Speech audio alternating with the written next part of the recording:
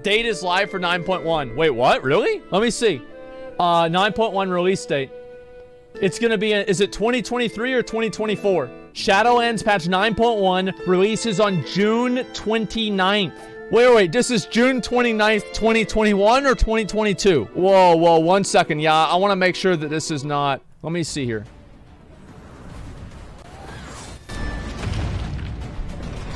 Okay.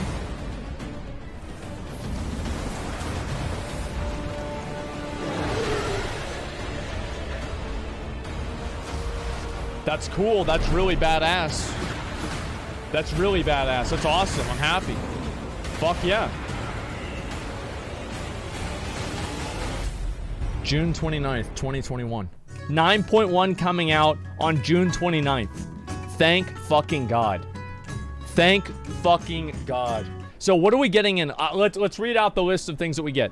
So we get new zone as Korthia, new Covenant legendaries, new and revamped PvP talents, Shards of Domination system, empowered conduits, new raid, new dungeon, new world boss, Torghast content.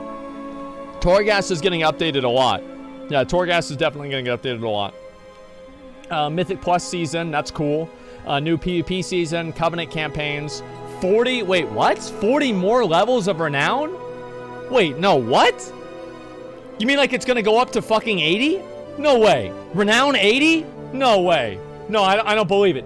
Preach talked about it in his latest video. Actually, yeah, I want to see what that is, because now that 9.1 is coming out, I'm actually really curious about it. Okay, we'll watch this in just a second. So you get to fly. So here's what the positives are, okay?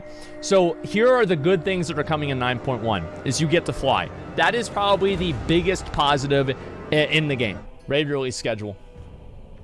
Okay, Sanctum of Domination, July 6th. So we have normal and heroic. July 13th is going to be Raid Finder Week 1. Oh, thank God. Okay, that's a good thing. That way I can come back and I can play New World on the 20th, and it's not going to be that big of a deal. So it's going to be a week after. So we're getting the new raid on July 6th. So that's less than a month from now. Holy fuck, man. Final Fantasy canceled? No, it's not canceled. I'm just going to try to find a day in between these times and do it then. Like, realistically, if it's 2 days before the raid comes out, I might as well do it then, right? I mean, why not? And so anyway, we'll go ahead and we'll look, and this is what 9.1 is going to be like. This is a video that the Preach made, and I'm going to go ahead and pull it up, and we'll see what this is. So this is what it's going to be like. Getting strong, your grinds in 9.1. All right, here we go. 9.1 is coming soon, guys, and it's time to get to know what you're going to be grinding for if you want that super powerful character. Let's see it. I don't know about this new intro, man. No announcement as of yet, but we are expecting it very soon. Like tomorrow would probably be my guess that we'll see an announcement for this, or next week, next Tuesday.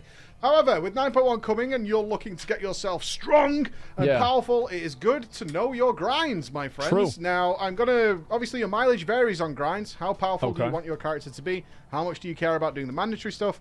Mileage varies hugely. If you're mythic, you're going to want everything, and as you work your way down, you can get away with having less. So it's entirely down to you. So don't get upset that there are grinds. It's an MMO. They do put grinds in. I don't necessarily agree with them all, but that's up to you. Let's start with the first obvious one, which is your Renown. Renown catch-up in-game right now, live as you play it today, is up to 40, and it is going to raise to 80 once the 9.1 patch comes. And this is... I really have a problem. I want to say this. I really have a problem with like being the hero of the story in Shadowlands. Like, the Renown is stupid. We already talked about that. Yeah, Renown's dumb, whatever. But I just have a problem with always being like the hero of the story. Oh my God, Mallwalker, you've saved us all. I can't believe it.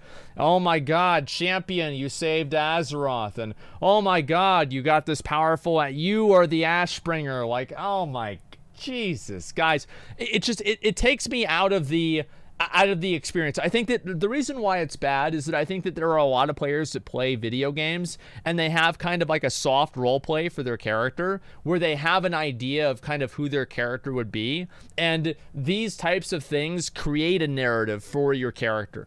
Like, and it takes kind of power away from the player, from being like, oh, well, this is what my character does or is, and it says, this is what your character is. It creates narrative design for your character, and I'm not a fan of that. I'm not at all.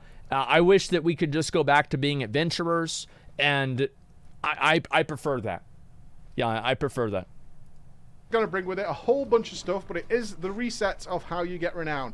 You're going to be once again doing the anima, 1,000 anima per week, doing the campaigns to get some renown, and of course saving souls in the maw. Those quests are still very much present in terms of gaining more renown, and over time that will then initiate a catch-up system similar to what we have on live. So grinding renown, what does it get you? Well, it's going to get you some new soulbind powers. It's then going to give you empowered conduits. Depending on where your conduits are placed within your soulbind, those sockets will become empowered, giving you a lot more benefit from those conduits. On top of that, this is how you get your new legendary recipe for your covenant. So there are new legendary recipes coming into the game that are covenant specific. You get them from renown. Once you hit certain renown levels, you will just gain them, and that is what is going to be happening, as well as the usual upgrades we would expect to see with renown since the start of the Shadowlands, including some mounts and some transmog, all that kind of stuff, all the way up until 80. So renown is resetting as if the Shadowlands launched fresh from 40 to 80. Conduits are, of course, going up in item level, which means you will need to regrind your conduits for your best ones. They're going to go up into the... I think that the 80 renown is just, it's too much, man. Like, the number, it's like you're getting it doubled. I don't know, like, I don't know how to say it. 250s this time around, which means you want to be going out and, similar to Azerite armor, refarming the same things, which is always a bit of a bummer, but typically conduits do come from the content you ordinarily do, unless it's something particularly special. Wait a second. That you will, similar to Azerite armor, refarming the same things, which is always a bit of a bummer, but typically conduits do come from the content you ordinarily do, unless it's something particularly special, that you will want to be getting the newest conduits. Now, I will say here, though, conduit power does vary based on the item level, depending on your class. Some classes actually don't get much of a benefit from a higher item level version of their conduit. Some classes do. So again, your mileage is going to vary on this. Now, 226 is the current... See, this is one thing I liked about the essence system in 8.2. So what I liked about the essence system in 8.2 is that whenever 8.3 came out, they didn't add another tier for essences. Like, if you got your essences in season in like 8.2, you had them for 8.3. Like, you just had them and that was it. And you could get the legendaries, yeah, but that was just like, that was a cosmetic thing. Like, who gives a fuck? Now, they added a few more of them, but they were new ones. I hate having to do the same thing twice, man. BFA wasn't that bad. I mean, it's sad for me to use that as an example, but I think that's true. Legendary being cosmetic only is fine. Legendary being cosmetic only was awesome. I thought that was a great design. I love that. Yeah, as I said, I genuinely think that the essence system in BFA was great. I think it was a great system.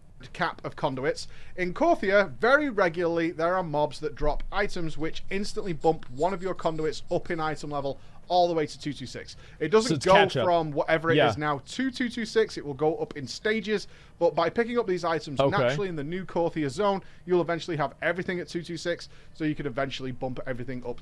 Soul Twinning Crescent. Discover and upgrade to a random conduit among your lowest item level conduits up to 226. Why? I don't really understand. Like, yeah, this is like a random conduit. It's like, I get they want you to upgrade them from the bottom, but it's just like, does anybody think this is good design? Like, honest question. Like I don't really. This doesn't like excite me. Doesn't like, yeah. I'm not hyped for the patch. I mean, I'm hyped for the patch. It's gonna be great, but like, this just is stupid. Yeah, this is dumb. That's all. To the newest higher item level is using similar methods. Yeah, so don't worry about that too much. Yeah. Legendaries. So legendaries are, of course, getting an item level upgrade. We are getting a new currency, so it's going from Soul Ash, which is what is in the game right now, to Soul Cinders. Okay. Now, Soul Ash will still be needed in order to get 235. They are giving you more Soul Ash because Torghast is, of course, increasing to level 12, and it's a whole new Torghast. They recently made Torghast a little bit more difficult. Now, don't panic. It was simply an item level scaling thing. Previously, in our testing, you could use a 226 character and complete level 12 with 5 stars. I did it a couple of times, and I've shown you I saw the video of it. Now they have scaled that up because they do recommend an item level of 252 Or level 12. Certainly if you... 252? Holy shit. I do think that, yeah, making Torghast harder is good. Like, you should make... Because the problem with Torghast... Here's the problem with Torghast, in my opinion. The problem with Torghast is that it's easy. Torghast was fun to watch in alpha because you died. Because you could lose. Torghast in retail WoW doesn't really have a lose condition. Yeah, I think so. Like, that's a big problem with it. It doesn't have a lose condition. The problem is you have to do it. We didn't have to do it in alpha, and I think people really liked it in alpha. No fun. It's just... the problem is doing it. It's annoying as fuck. I think that the chore... So here's how I think that they should fix Torghast. This is my opinion. I think that you should only have to do it once a week. You should not have to do it twice a week. Doing it twice a week is stupid, and it's unnecessary. You should have to do it just once. And I think doing it just once for your weekly Soul Ash is completely fine. However, I think that there should be a build-up. So if you, like, let's say you get 500 a week, and you skip a week, you should be able to do it twice and get 1,000. Or you don't do it for 3 weeks, right? And then you do it 3 times and you get 1,500. But they don't have that. So, like, they create, like, this FOMO where it's like, oh, man, I should log on and do Torghast again because I'm not, I'm going to lose my Soul Ash for the week. Like, what is the upside of not having a catch-up mechanism for Torghast? What upside is there to that? I'm sorry, but I don't see it. Because here's the problem, is that people say it's money. It's not. Because there's a point where... So, like, you reach a point where if you have to get up to here, it's like, imagine jumping from, like, let's say you have 2 platforms, right? And if you have to jump from this platform to this platform, and they're this close together, you're going to try. If they're this close together, you might still try. But are there people that are going to jump this far? Probably not. Because at a certain point, it's not worth the effort of trying because it's going to take too long. And so... if the goals are too far in advance, players don't find meaning in pursuing the goals. And that's what happens. I think the new Torghast upgrades are great. I think they're awesome. And also, by the way, I wanted to show you guys this. A huge shout out to Blizzard. They buffed the different bosses. Remember the corrupted trash cans that I was complaining about that had 1 mechanic? Remember that? Well, guess what? They changed it.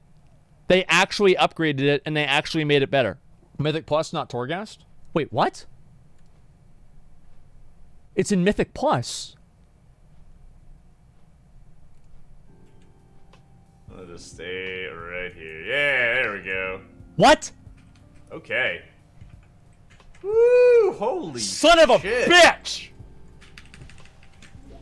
Ah! Whoa, what the fuck? No! That's what I was thinking. Run!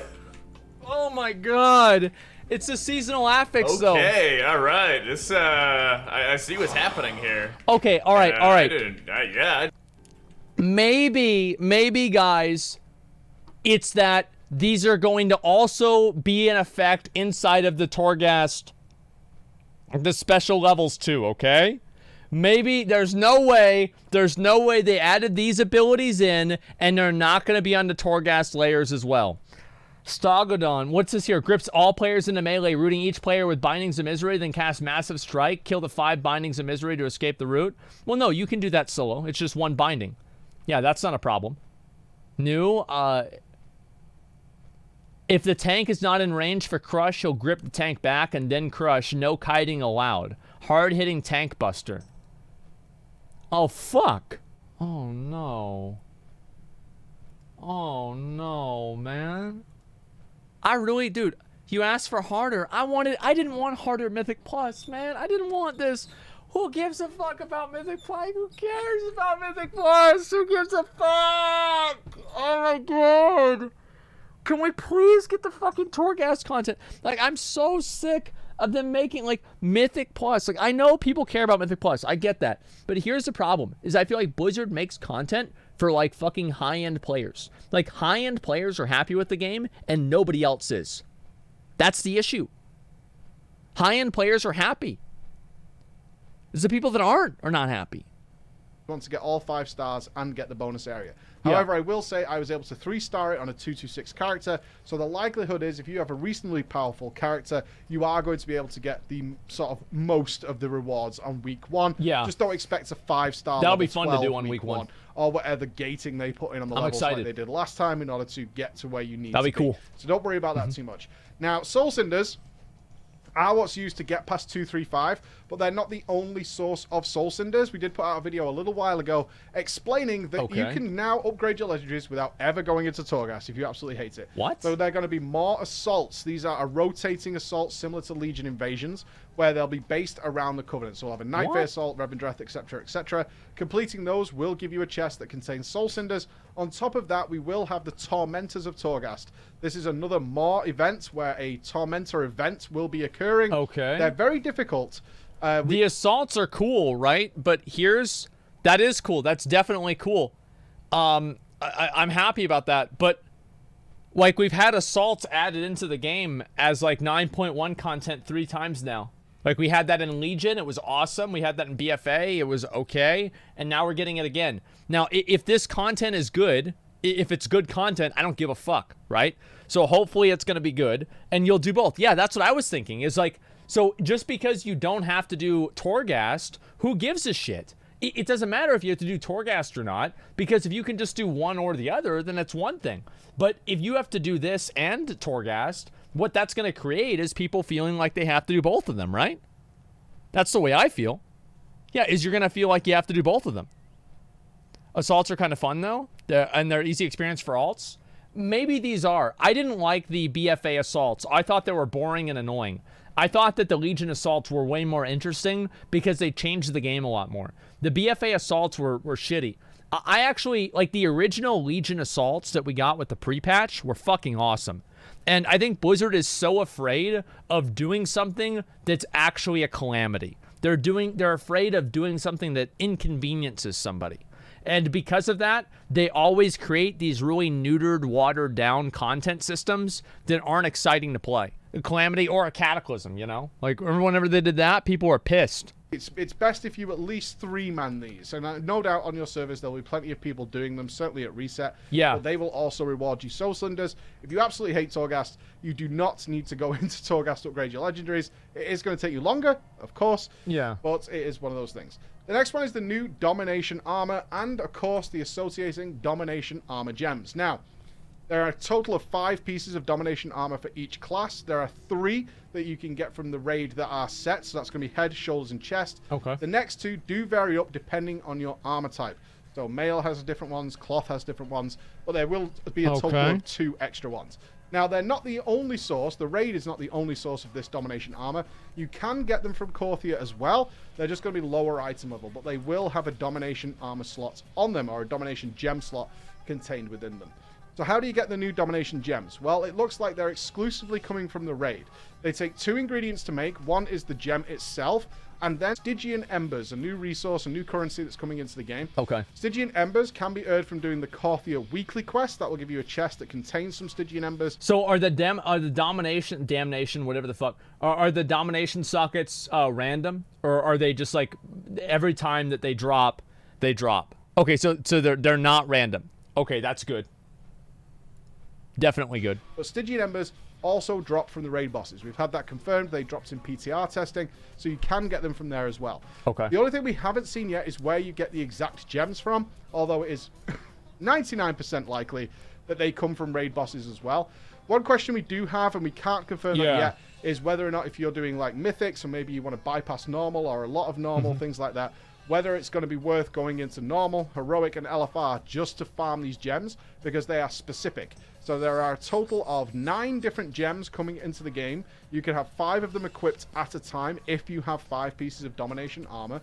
So you want 3 of the same color, which means 3 unique gems. Okay. In order to gain the bigger set bonus that comes along with them. Cool. Those set bonuses, by the way, I'm not going to talk too much on them because they're clearly not balanced right now. Some of them do very, very little, and one of them does a tremendous amount. One of them is single target, one of them is main stat, so they're kind of all over the place right now. Hopefully Blizzard is going to balance those things out. So, what that means is you might be on the hunt for these gems, which means you might be like, okay, I need to farm LFR just to get the gem, just to get myself going. Now, one thing we were talking about is there is an item currently in the game that allows you to remove the gems without breaking them. So once you have these unique set of gems that you want, badass. it looks like you can remove them from the armor Awesome. without breaking them, without doing anything, on a 1-second cooldown as long as you're in Korthia. Wait, what was the thing? Did he buy something? Some currently in the Extract an embedded shard of domination from one of your socketed items. Okay, so it's only gold. So it's a 21 gold respec. That's nothing. It's Stygia now. It's a permanent item from Stygia. Wait, but it's not like you use it to extract and then you use it again and you can extract another one, right? That's what you're saying? Okay, you buy it once. Okay, that's fine. Wait, that's actually good. Like, what do you mean? Like, that's actually a good thing. You just used 2,000 Stygia as like a week or something like that of farming. That's no big fucking deal. And it's permanent, it's fine. Yeah, that's actually fine. It's totally okay. Why even have an item?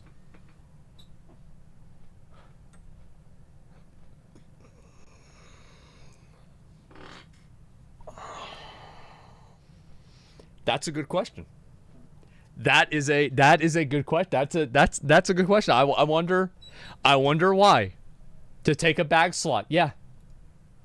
The game that allows you to remove the gems without breaking them. So once you have these unique set of gems that you want, it looks like you can remove them from the armor without breaking them, without doing anything, on a 1-second cooldown as long as you're in Korthia in order to get that done. So if you really are min-maxing and you want to change the 3-set bonus or something like that, then it seems that you can go and swap them out. Yeah. Again, Blizzard might change this. It's definitely a relatively unfinished idea that's still being fleshed out. Okay, I know we're close to 9.1, but it's still definitely very fleshed out. Now we're talking about Korthia though. So we've got 2 grinds that are in Korthia that are going to be of interest to you. There are 2 reputations essentially. One is going to be Death's Advance, which is the overall Korthia reputation, but that is going to go hand in hand with the Archivist Codex, and these use a different resource again. So what you'll get by doing daily quests and things like that, it's very similar to what you've seen in the past, is the area will present you with several dailies and a weekly event, which is what gives you the Stygian Embers. That's cute. By completing those, you're going to gain reputation with the Death's Advance. That is going to open up the vendor that sells you mounts, tabards, a piece of domination armor, and also the ability to buy sockets for your armor. Now, whether or not this is going to be locked behind reputation is unsure right now, because the vendor for this currently requires soul cinders if you want to buy your sockets that way. Don't worry, they're not the only way of buying sockets. So you just buy sockets with something else. That seems fine. Never stop going to more currencies. I'm okay with currencies, right? Like, it's the thing is that look, I'll be right back. I'm back. Sorry about that, boys. I'm back. Okay. So I don't think that currencies are necessarily bad. I don't think that any of these things are fundamentally bad.